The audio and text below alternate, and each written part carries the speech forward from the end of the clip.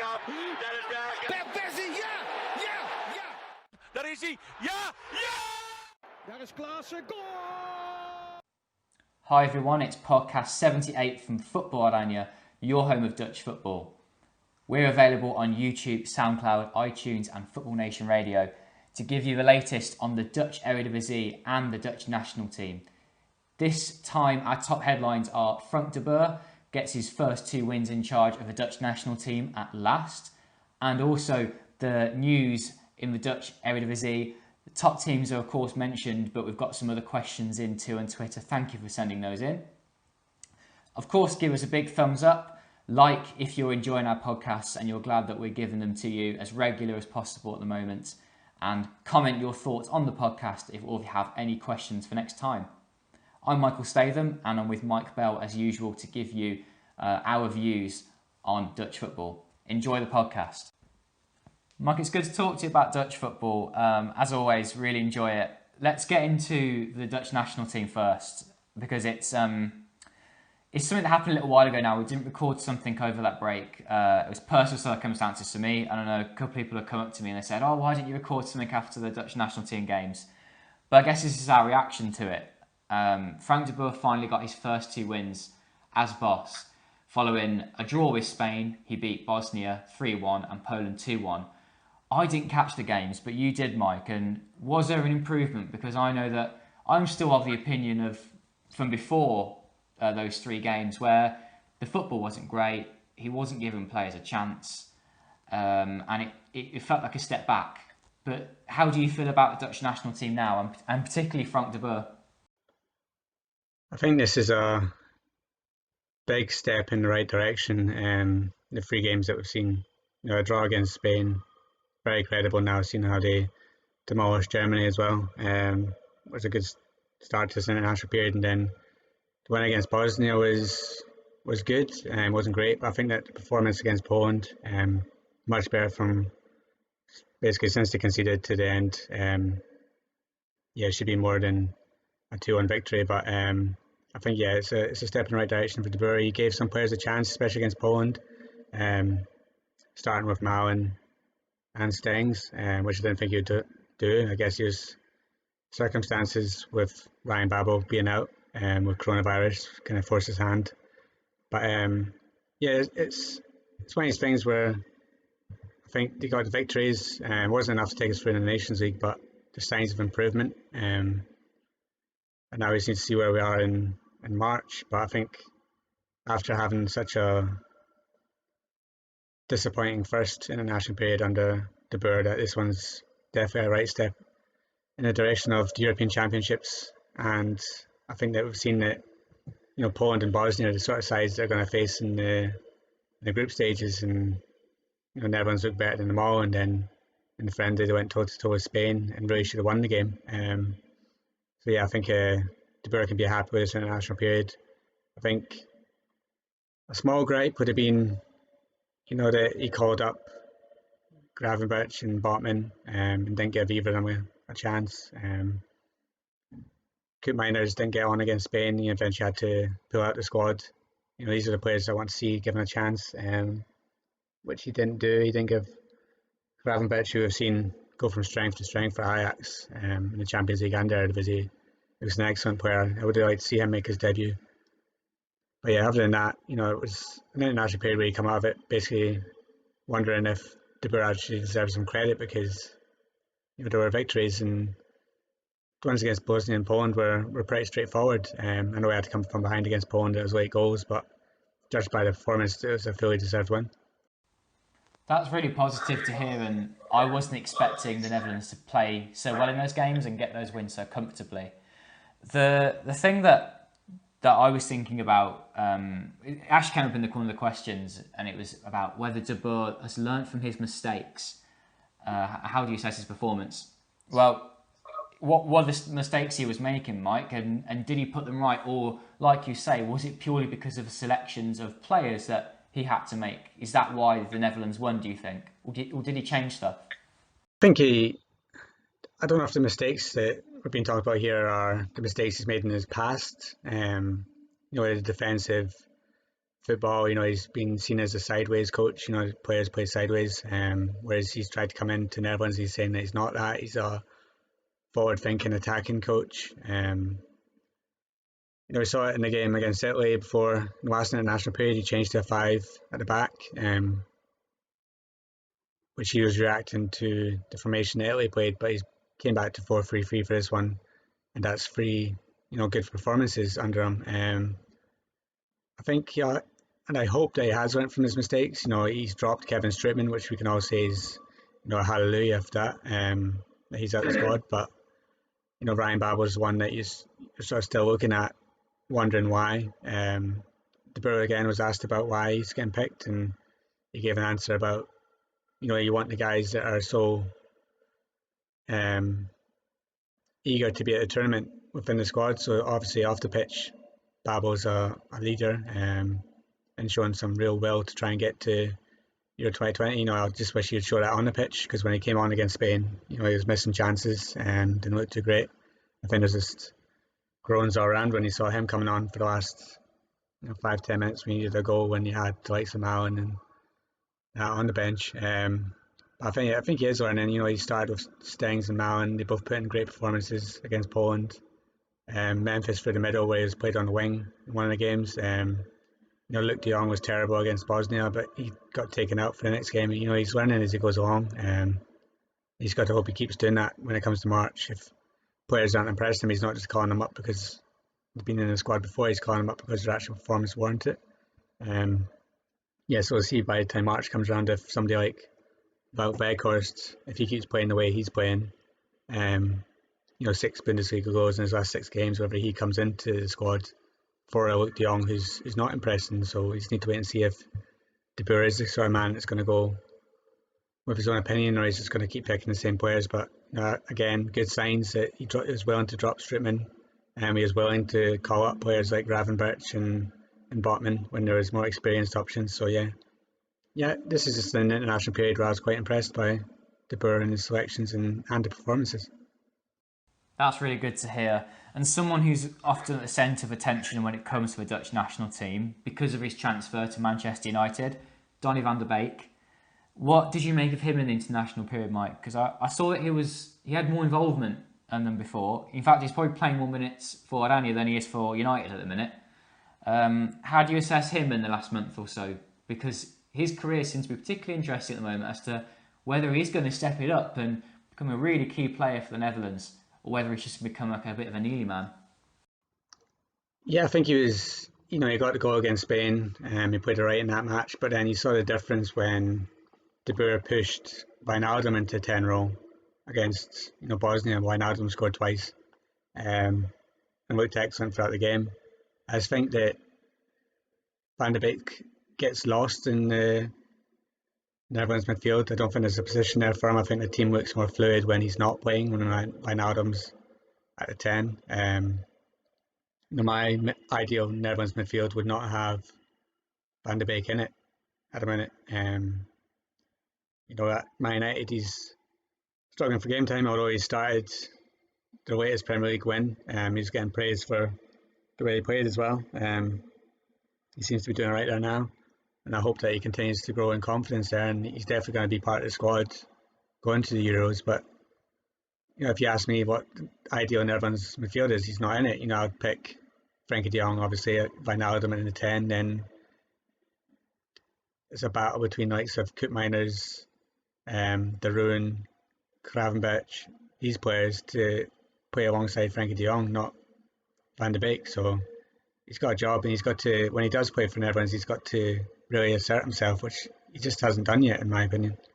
There's still a way to go for Van der Beek, but that's positive to hear that he's played a whole 90 minutes for United anyway, and fingers crossed for him.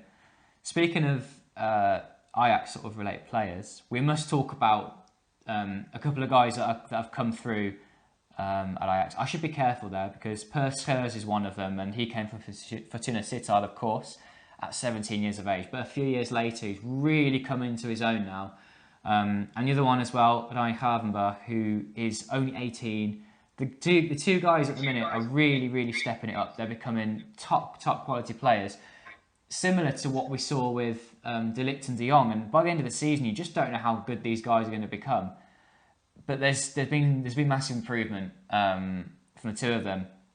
And yeah, Ajax are playing Liverpool midweek. We're releasing this podcast on the Sunday. It might be that they've already played Liverpool by now, but regardless, in the league, Ajax are unstoppable, Mike. What have you made of them recently? For me personally, I found that they've won games very easily. It's great to see that they're concentrating in the games, because previously Ajax have been their own worst enemy, and they've sort of turned up to a game thinking they could just win 2 or 3-0. But now they're turning up to games and winning them at a canter 4 or 5-0. But for me, it's getting concerning for the league itself, actually, with just how easy Ajax are winning, because I don't find them to be quite as strong as they were 2 years ago with De Jong, De Ligt, etc. What have you made of Ajax this season, Mike, and particularly in those recent games? Have Ajax just been really good, or have the opposition been really poor? Yeah, I think it's a bit of both. I think what Ten Hag's done with his squad is great. He's created competition, so when they play these European games, and you think that maybe they'll take their eye off the league games. He makes a couple of changes. He's got that luxury with having likes of Neres, Antony, Promise. He can switch and change them about. It's those 5 substitutions, isn't it, in the Eredivisie? Ajax seem to be milking that, being able to make 5 substitutions, and if they're 3-0 up at half time, they can make a triple sub just like that and bring on top quality players. So they've got the competition for players. You even saw it, yes, on Saturday, that they could bring Hunter on for the second half, give some rest to some players ahead of the Liverpool game. But yeah, it's a big worry that teams just don't seem to be able to compete with them. It seems that Ajax have that aura at the moment where a team comes up against them and they're scared to sit deep, whereas they don't have that when they play like Feyenoord or PSV at the minute. They're not winning these games like Ajax are. PSV are struggling, Feyenoord are struggling. Drew at home to Utrecht and today, whereas Ajax, thumped them 3-0. A few weeks ago, Ajax are thumping teams 13-0, 5-0, 6-0, like each week. It is worrying for the league that it just seems that these teams just can't compete with them when it comes to games against Feyenoord and PSV. They seem to be able to raise their game and actually give them a challenge. And if Ajax win this league at the canter, then it is a worry. But I've not seen Ajax against PSV, I've not seen Ajax against Feyenoord, not seen Ajax in any big games. We won't until next year, and that's the real marker of this team. So we'll see what they're doing then. But right now they seem unstoppable. They're scoring goals for fun. Defensively, they look strong, and the squad's just strong. Ten Hag just has options left, right, and centre. You can bring Bruyne up from young Ajax and give him a game. You can take Divine Wrench, who was named Talent of the Year last week, and then give him his debut, because by the time he's doing this, they're 3-4-0 up in games, and it's just too easy for him. You've got to worry that you've got to hope that it breeds confidence into games like the one against Liverpool this week, because I think they've got a big chance against Liverpool. Defensively, they've got issues. They're missing a lot of key players. Ajax statistically are better away from home than they are at home in the Champions League. So yeah, we saw that Atalanta beat them last week, so I don't know why Ajax can't go to Anfield and get something as well. They're in top form. Some of the best players have been given a rest. They're going to go into that game fully fit. The one that missed the first game against Liverpool, Antony, is back. He's going to be in there. I think there's just so much confidence around in Amsterdam at the moment, and it's hard to see them losing games. Well, when it was Ajax at home to Liverpool, they created so many opportunities, and they probably should have won by 2-0 or something. 2-0, 2-1 would have been probably a fair reflection of the game. Liverpool nicked that one, and Liverpool being at home, the onus is on them to go and attack. But if they're sat deep, I don't think the pace of Spurs is going to be an issue. I think that he'll defend quite well. Probably suits him, actually. He's built to be a Premier League player in time. And as he's been linked with Liverpool as well recently, so I'm sure they'll be keeping a close eye on him in that game. But Haverberg as well, and Antony, just these young players who I don't think they're going to fully understand how good they are. I think that they could easily underestimate them, Liverpool. So they'll want to be wary of that. But regardless, Ajax has done pretty well in the Champions League again this season. No matter what happens in his last 2 games, I find it hard to be critical of them just because of how good Liverpool and Atalanta are. And they've beaten Midtjylland away and at home. In the past, they wouldn't have been able to do that. They would have found that game quite tricky. But it shows you how far they've come. And there's more good news as well for Dutch European teams, if you like. AZ, PSV and Feyenoord are all still well within contention of qualifying from their group. One of the questions we had in was from Abdul, asking whether they can all make it through to the knockout stage. Ajax are guaranteed of playing European football after the winter break. Whether that's in the Europa League or Champions League, we don't know yet. AZ are flying in their Europa League group, but may need to get a result against Napoli. PSV are halfway horse, and Feyenoord too. Both PSV and Feyenoord could be well within it, and AZ, I guess it comes down to the Napoli game.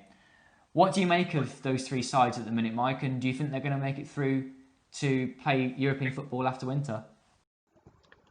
Yeah, I think you can make cases for all three of them going through, and you can make cases at the moment for all three of them going out. The groups are that tight at the moment. AZ have got tough games ahead, especially against Napoli at home, and even HNK Rijeka is going to be a hard one away from home as well. So they've got two tough games to come. You got to look at getting something from that Napoli game to make sure that they get through, and yeah, it's going to be a tough one. I think that they really nicked the win in Italy. They were totally dominated, but managed to get a goal in against Real Sociedad on Thursday. They really should have won that game. They were the better team by far.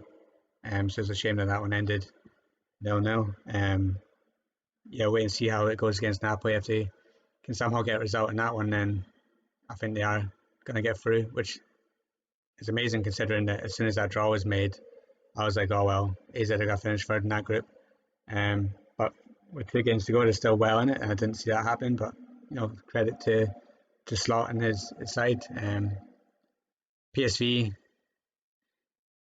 are in trouble, I think. They really pulled out of the bag against Pauke on Thursday. They're defensively awful for that first 20 minutes when they're 2-0 down. I thought that was it. It was all done, dead and buried. They were going to be knocked out, but they managed to turn around. And I think that having players like Cody Gakpo, Madueke and Malen, all young, all quick, all threatening, really helped them in that game. And then you just need to hope that this Thursday they can get something against Granada. They really shouldn't have lost at home to them. They need to get something away from in Spain to give themselves the best chance.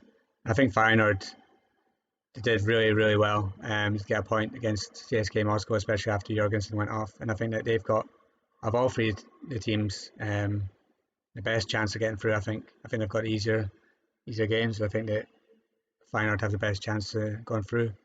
I think I can see all three getting through. Right now, if I had to hand on heart say who I think is going to get through, I'd probably say Feyenoord and PSV. I think AZ might struggle against Napoli, and then going away to Croatia is always a hard game. But I hope I'm wrong. I hope all three get through. But I can see maybe one or two of them slip up. But if at least one of them gets through, then that's quite a good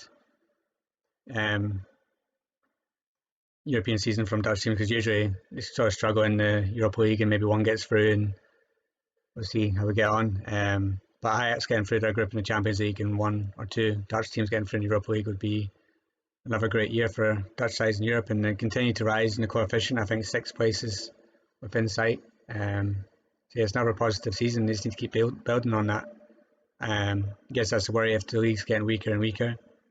But you never know. You see it in places like Scotland now, where they're rising up as well, and their league's really weak. So I just need to hope that the Dutch league keeps rising because of Ajax, and then over the years PSV and AZ and Feyenoord will hopefully be able to continue to push in the Europa League. You heard from a Scotsman there that the Scottish League is weak. It wasn't from me, and I'm English, so it's fine. I think we can all admit it here, it's fine. Well, the Turkish League is stronger than the Dutch League. I think I can say it pretty confidently. The strength and depth is there with the Turkish League. However, it's the top teams. They've been stripped of money and they're struggling now. So I guess it is truly how good the top teams can be in the league. And Celtic and Rangers in Scotland are good teams. equivalent perhaps with some of the top teams in the Netherlands. But then I guess it's the strength in depth, which means that if you do end up getting a sixth team into Europe, which I guess if you were finishing 6th or 7th in the coefficient rankings, or even higher, you get those extra teams, but then you've got to try and uphold the coefficient then with those extra teams, and you don't want Willem II getting in and then getting knocked down to Europe immediately, which is what happened this season. If that happens 2 or 3 times with different teams, then all of a sudden you've got them dragging up the whole coefficient. Anyway, some people love learning about the coefficient and others probably hate it.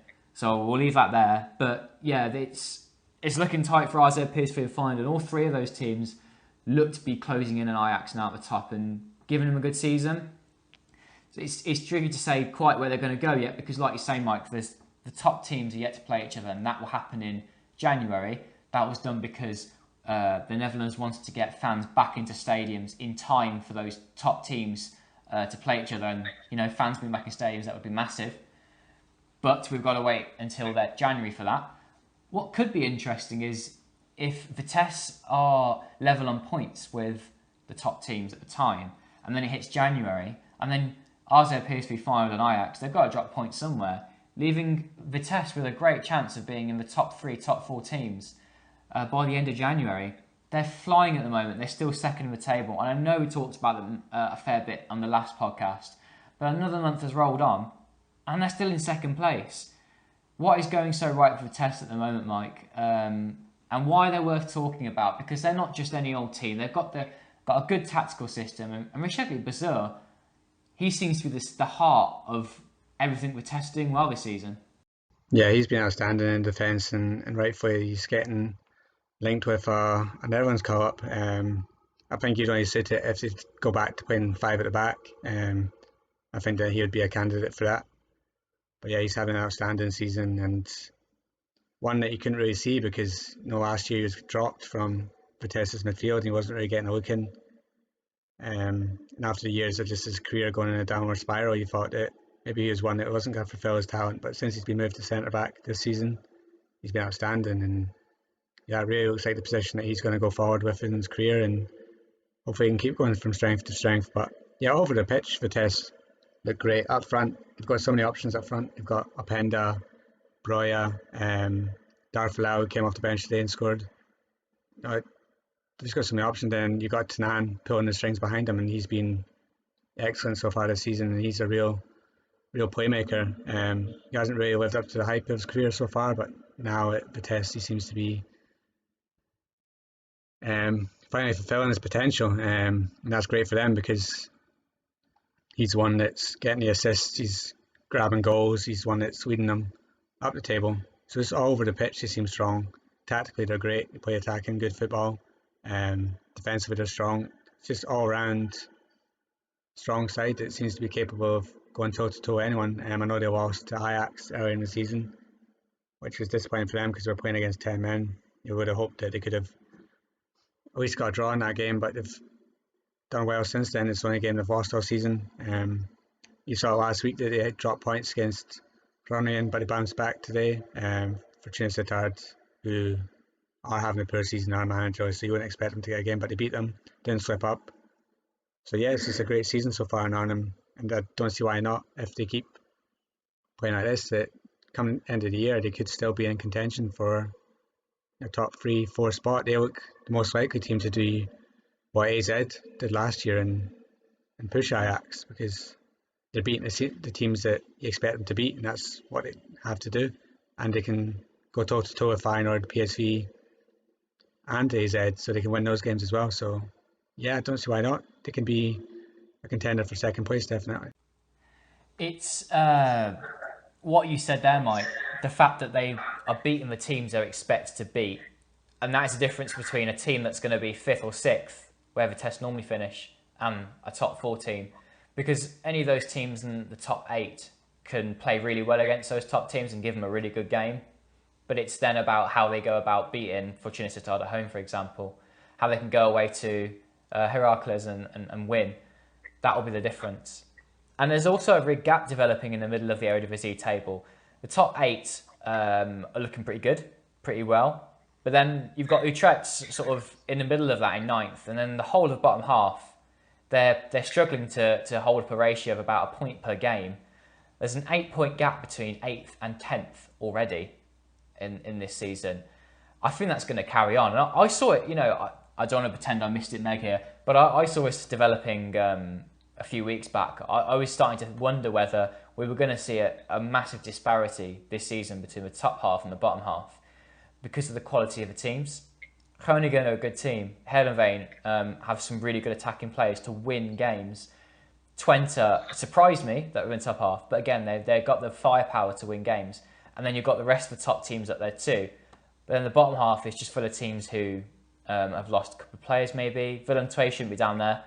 But there's a whole clutch of teams which haven't bought well, can't afford loads of good players, and ultimately just aren't able to compete really with the teams in the top half of the table. Again, I come back to what we said about Ajax earlier. Does this concern you about the league, or is this nothing new? It's slightly concerning, but then it leads into a good relegation battle, which is exciting, whereas you got at the top and then you got the battle at the bottom as well. So yeah, I think that right now you're looking at anyone from basically 11th to 18th can go down. You look at teams like FC Emmen who have done great in the past couple of years to stay up, but are they an Eredivisie side? Probably not. They probably should be in the second division, where you got teams there like NAC Breda, Nijmegen. You can imagine them coming up and putting up a better fight than them with the resources that they have. You've seen clubs like Den Haag last year flirting with relegation again. They're awful. They brought in a lot of players this summer, but this doesn't seem to be working. It's great to see Ricardo Kirchner back for ADO Den Haag, but other than that, their squad just seems to be incapable of competing with even the teams around them at the minute. They've only got 1 win all season in 10 games. Same with Fortuna and FC Emmen, 0 wins. The only one that I can see in the bottom half that I enjoy watching are Sparta Rotterdam because of the young players they have, like Harui and Mega on the bench. I think they've got some good young talents coming through, and I think that they'll compete a bit better for the rest of the season. We've seen it, they've held AZ, they've held Feyenoord. I think their position is a bit different from the rest of the teams, but yeah, you got the likes of Willem II who's just had a horrible season. It's been unlucky that they lost Wright to injury beforehand, because I think he would have been suited perfectly to their Eredivisie with strength. But yeah, I think for the rest of the season we're going to see it. The top 9-10 teams are far away and above better than the bottom half, and it's just going to be that sort of disparity for the rest of the season. The teams that are at the bottom can beat each other, but they can't beat anyone in the top half. And there's going to be a gap this season. Whether that improves next year remains to be seen. I can't see it, because the teams that probably come up, right now it's looking like Amira City, something like that. They're still going to be bottom half. It's hard because Sparta Rotterdam right at the moment they might have 2 or 3 young talents, but Abdou Haroui, who's their best player by far, he's a great player for their divisions. And everyone's under 21 international. He's only getting linked to Groningen, and they're only going to pay, say, 3-4 million for him. So the resources aren't there for them to, say, buy a couple of players to then bridge the gap. Like the Pex Voa announced a few years ago that they were going to try and restructure and try and challenge the top 6, but that's not worked out at all. So yeah, the difference between finances at the top half and the bottom is stark, and I think after a year like we've had with coronavirus, it's only going to get worse before it gets better. So the next couple of years I think it's going to be the top teams leading the way again, and then the rest of them just fighting it out to try and stay in the division. It's a sad sign, but only something that's going to improve once the top teams are really strong, which is, I guess, what you can say is happening now. And then the money will filter down the league once more purchases happen, if they buy a really good player from mid-table side, for example. There's a couple of questions left that are to do with the Eredivisie. One from Gerard Scholten. He says, question from Melbourne, Australia. How is Daniel Arzani progressing at FC Utrecht? Well, Utrecht have had a pretty poor season, and I haven't seen much of Arzani, but I know that he's come on a few times off the bench. What have you found of him, Mike?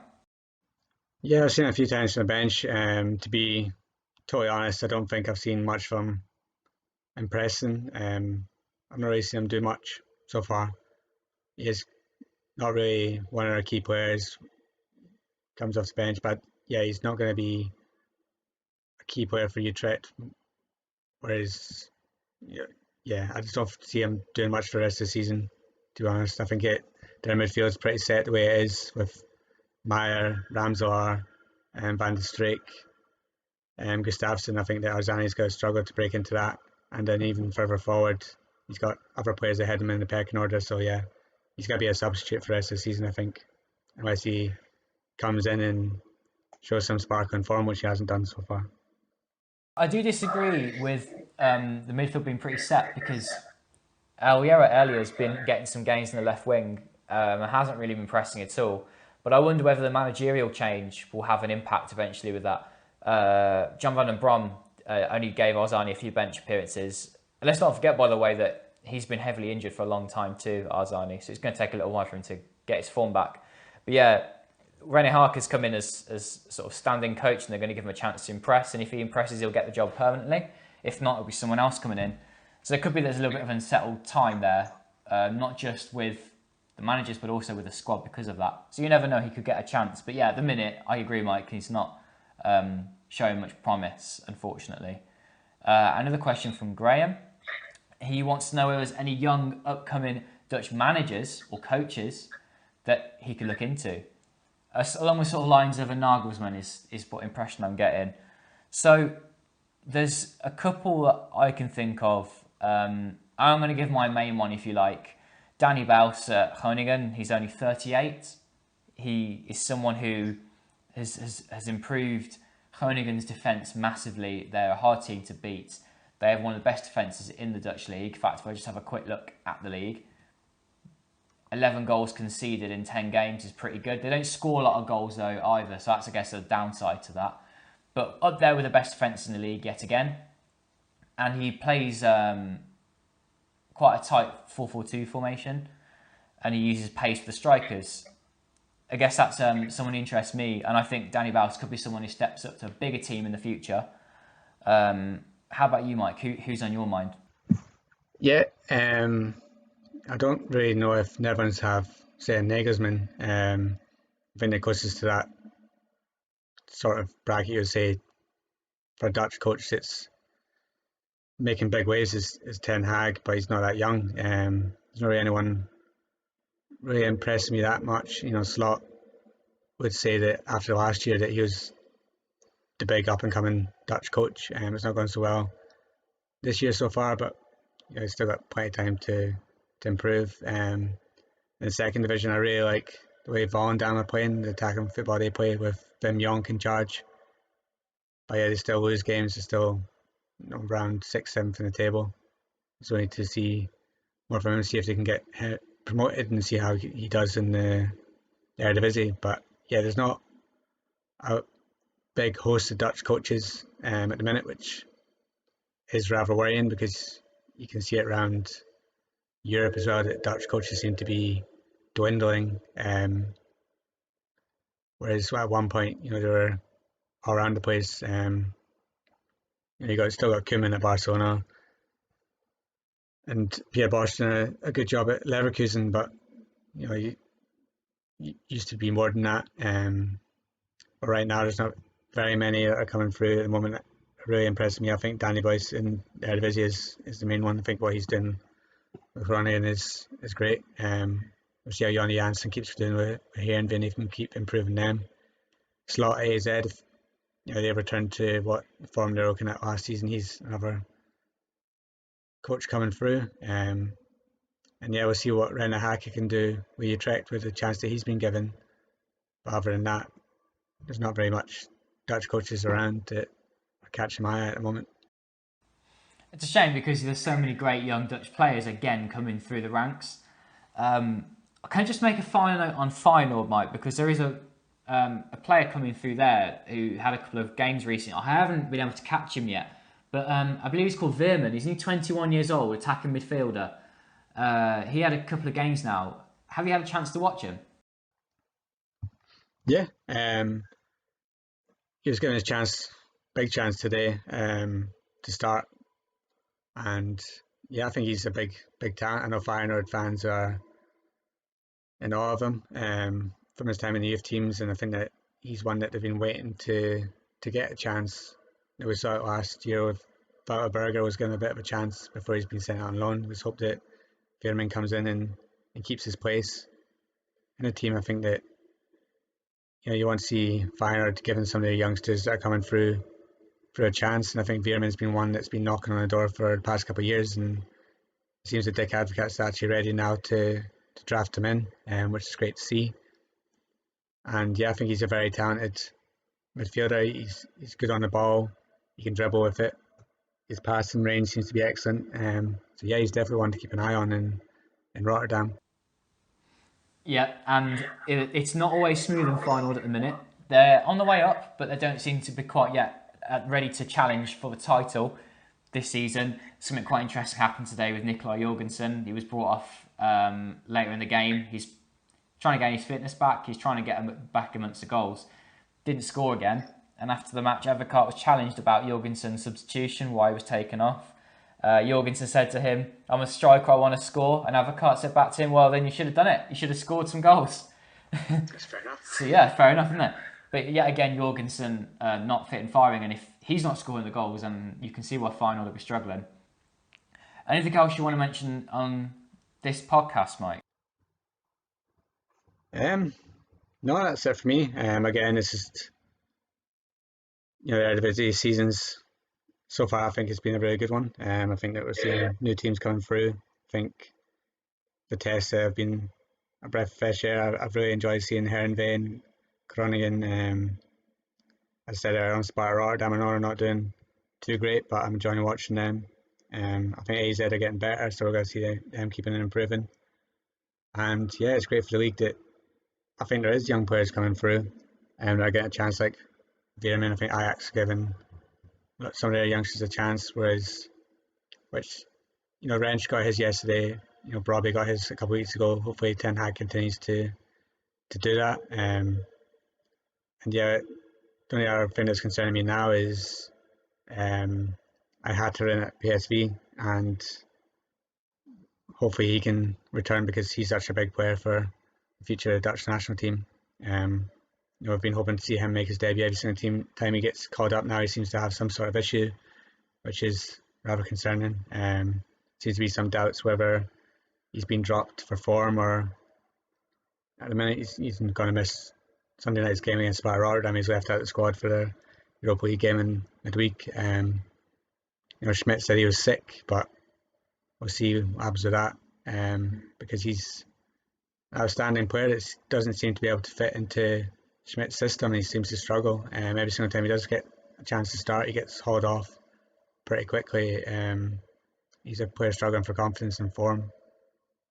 So yeah, he's one that, at the minute, he was one that before the season started, I was saying was going to be the star of the season, and he's just not been able to live up to that yet. But hopefully over the next few weeks we'll see him return to some sort of form, because he's the sort of player I want to see in the Eredivisie perform week in, week out. But yeah, around the league, it's a great season so far. Hopefully Ajax, PSV, Feyenoord and AZ have a good week in Europe. We can all see them progress for the groups. And then, yeah, it's just all around right now with the national team doing better under De Boer and teams performing in Europe. It's a good time to be a Dutch football fan. It is. I've really enjoyed the season 2 so far, and we'll be sure to record something again in a couple of weeks when the groups have sort of been decided, if you like, finalised. We'll definitely give our reaction to Ajax, RZ, PSV and Feyenoord's European groups. Well, Mike, thanks for joining me, and yeah, until next time, we'll record another podcast. Thank you everyone for listening, and of course, if you've got any comments you want to make, give us your opinions on how Frank de Boer's got on and his start as national team manager now. Give us your thoughts on the top teams in the Eredivisie. How have you been making their season so far? What have you been thinking about them? And give us any questions you've got for next time too, because it won't be too long before our next podcast is out. Thanks everyone for listening. That is back up. That is back up. Ja! Daar is hij. Ja! Ja! Daar is Klaassen. Goal!